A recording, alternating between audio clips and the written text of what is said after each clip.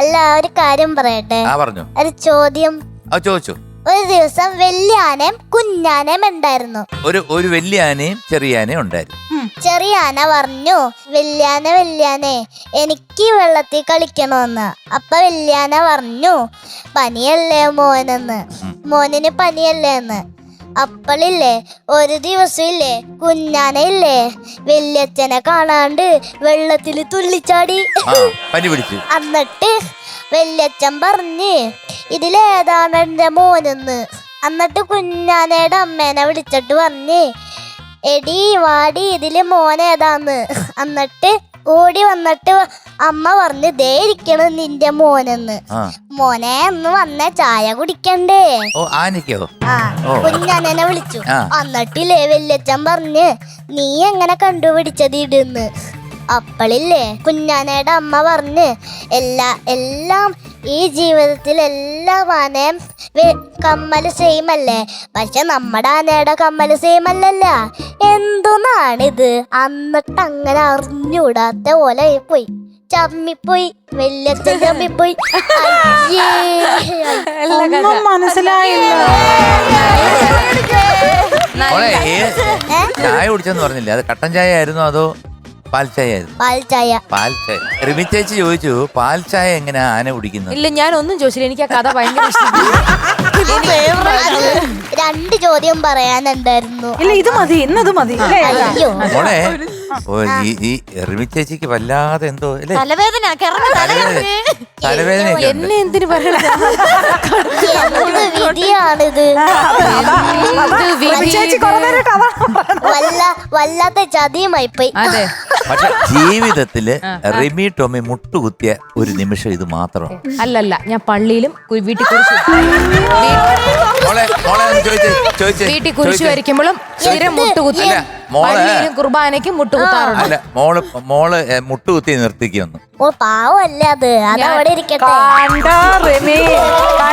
കൊച്ചിനെ എത്ര ഇഷ്ടമുണ്ടോ? നിങ്ങൾ എന്ത് പാര വെക്കാൻ നോക്കിയാൽ ആ കൊച്ചിനെ അറിയാട്ടോ എന്നെ. വേണമെങ്കിൽ MG ശ്രീകുമാർ ഇവിടെ നിന്നോ?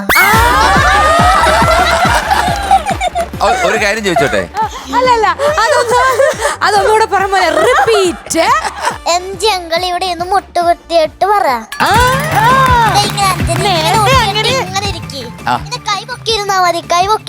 മുട്ടുകുത്തിട്ട് കൈവക്കിയാ മതിയല്ലോ. അതെ, ഞാൻ ഇവിടെ മുട്ടുകുത്തിയാ ഇരിക്കുന്നേ, കാണുന്നില്ലേ? ശരി, ഇപ്പൊ ഞാൻ എന്ത് ചെയ്യണം? തലയും കുത്തി നിന്നാ മതി. അതാ നല്ലത്. എന്താ? ഞാൻ കൊറേ നേരമായിട്ട് വിളിക്കുക. അവിടെ എവിടെയായിരുന്നു? ഞാന് പുറത്തുനിന്ന് വരുവാ. പുറത്തുനിന്നോ? എന്താ ഉണ്ണിയപ്പം കഴിക്കായിരുന്നു അവിടെ? അതല്ല, തട്ടുകടന്നല്ല വന്ന്. പിന്നെ എവിടുന്നാ?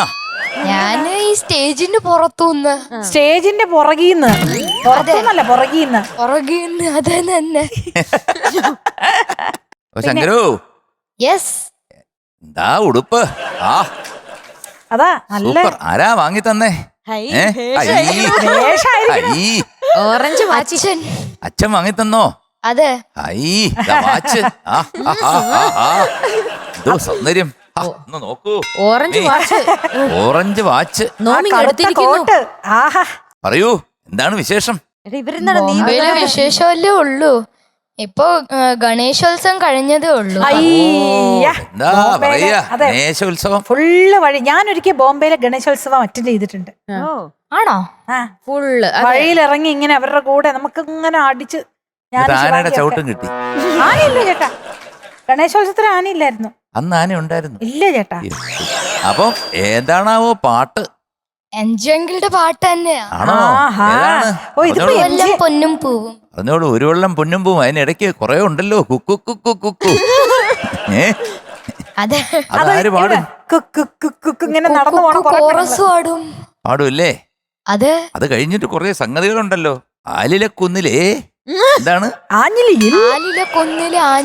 ആഞ്ഞിലിയിൽ പിന്നെന്താണ്? നീലക്കൊടുവേലി കൊണ്ടൊരു കൂടൊരുക്കാം. അവിടെ കൊറേ സംഗതികളോ അയാള് പാടി ഇട്ടിട്ടുണ്ട്. എന്റെ അമ്മോ, എന്തായാലും അമ്മ വിളിച്ചിട്ട് കാര്യമില്ല, പാടിയേ പറ്റൂ. ഫ്ലവേഴ്സ് ഒരുക്കുന്ന കാഴ്ച വസന്തം യൂട്യൂബിൽ പ്രേക്ഷകർക്ക് ലൈവായി കാണാം. ഫ്ലവേഴ്സ് കോമഡിയിൽ ജോയിൻ ചെയ്യൂ, ആസ്വദിക്കൂ.